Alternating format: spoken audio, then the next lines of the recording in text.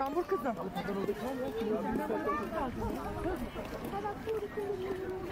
Yani Türkiye'de hiçbir dönem seçimler verildiği tarihte yapılmamış.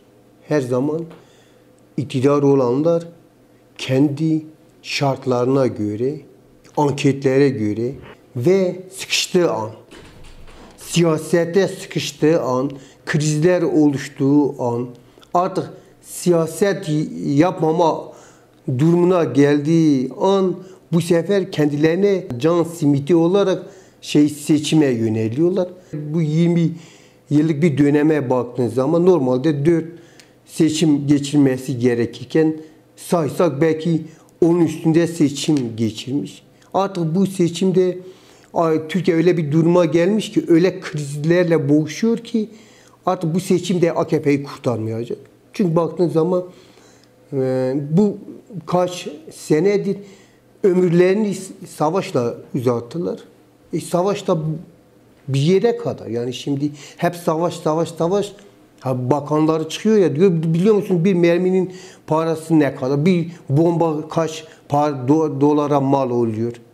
Yani sen bu halkın sofrasında ekmeği gasp edersen, götürüp mermiyle, bombayla takas edersen ülkenin düşeceği durum budur. Yani biz HDP olarak biz bir seçim partisi değil. Biz bir ideoloji partisiyiz.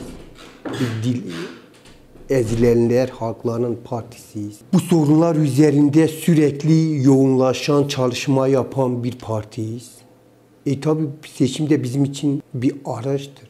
Biz hazırız seçime. HDP ve bileşenleri Emek ve Özgürlük İttifakı anahtardır. Dolayısıyla biz hiçbir tarafa da mecbur değiliz. Biz hep diyoruz bizim ilkelerimiz var. Bizim ilkeleri tanıyan, bizim ilkeleri benimseyen, saygı duyan ve var olan sorunları bizle masaya oturup konuşanlarla tabii beraber karar verme, yürüme gibi bir fikriyatımız da var. Kapıyı da açık bırakmışız. 2019'da bir stratejik hamle yaptık. O stratejik hamleyle Türkiye'de çok şey değişti. Dolayısıyla bu hep böyle yürüyecek gibi bir şey yok. Bugün HDP Türkiye'nin 3. partisidir.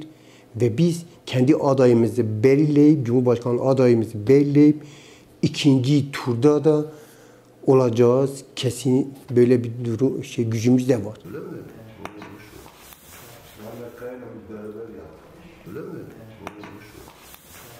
Yani Türkiye'deki muhalefet partilerinin bütünü Türkiye'nin iyi gitmediğini, Türkiye'deki ekonomik krizin her gün derinleştiğini, Türkiye'de yoksullaşmanın, yolsuzluğun çok daha derinlere indiğini, insanların artık yaşamla ölüm arasında tercihte zora düştüğü bir dönem yaşıyoruz. Yani genel siyaset yapısında da Türkiye'de yani hukukun, adaletin doğru işlediğini söylememek gerekiyor. Yani ona çok fazla şey yapmamak da lazım.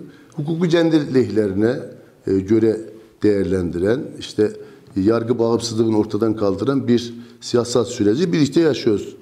Biz bunun bütününe rağmen erken seçim taleplerimizi halkın işte bu kadar yoksulluk içerisinde zorlanmamasıyla alakalı irademizi anlatmaya çalıştığımızda, yani işçinin, çiftçinin, memurun, emeklinin, esnafın, herkesin zor yaşadığı bir dönemde vatandaşın işte kendi iradesini temsil etmenin önemli olduğu bir düşünce ifade etmeye çalıştığımızda seçimler normal zamanında yapılacak diye bütün ulusal kanallardan, yazılı ve görsel medyadan öyle söylüyordu. Ama tabii süreç yaklaşınca Türkiye'deki yani insanların hak ve hukuk talepleri, birlikte yaşama arzusu, demokratik siyaset ekseninin talep ettiği umut olma ya da vatandaşın sokakta gezerken aç olmadığı, çocukların yatağa aç girmediği bir Türkiye özlemiyle ilgili bir irade oluştuğunda da onlar hep aynı şeyleri gündeme taşıdılar.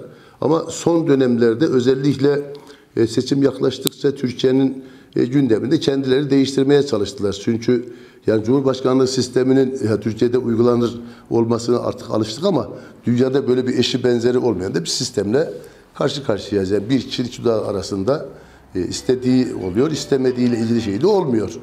Yani bunu nereden biliyoruz? İşte bunu kendi belediye başkanlarını görevden aldığı zaman gördük.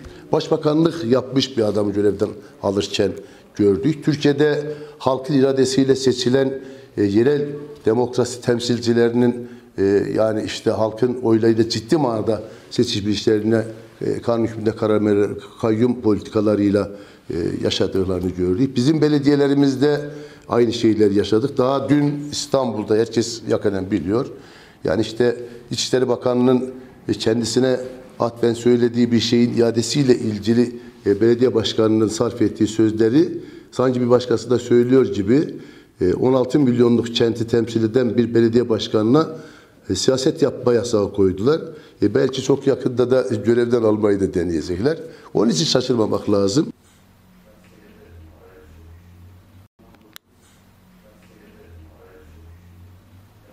Zaten erken seçimin olup olmaması çok önemli değil. Yani bugün de biz seçime hazırız. Biz milli görüş teşkilatları olarak her gün sahadayız.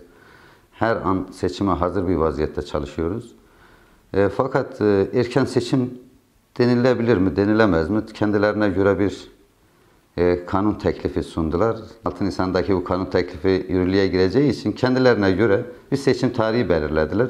Bizim için fark etmez yani 6 Nisan öncesi de olsa aynıdır, 6 Nisan sonrası da olsa aynıdır, Haziran'da da olsa aynı, fark eden bir şey yok. Biz Millet İttifakı olarak bu seçime gireceğiz. İnşallah bu seçimde zaferle çıkacağız. Şu anda biz sahadayız, çalışmalarımıza devam ediyoruz. Tek girecekmiş gibi çalışıyoruz. Yani ittifakla girebiliriz. Tek başımıza burada Saadet Partisi girebilir veya burada ittifakın bir parçasına aday verilir. Zaten genel merkezlerin açıklaması şu, 40 ilde ortak adayla gidilmesi. Artık ortak aday hangi partiye verilir şu anda belli olmadığı için bizim şimdi hemen hemen her sandıkta seçim görevlisi arkadaşlarımız olacak tabii ki. Kars'ta 5. parti olmadığımız için biz normalinde sistem olarak biz veremiyoruz. Tabii ki ittifakla birlikte gireceğimiz için ittifakın en güçlü parçası CHP. CHP'nin her yerde sandık üyesi verme şeyi var. Onlarla birlikte oturup bunu bir şekilde düzenleyeceğiz ve seçim güvenliğini kendimiz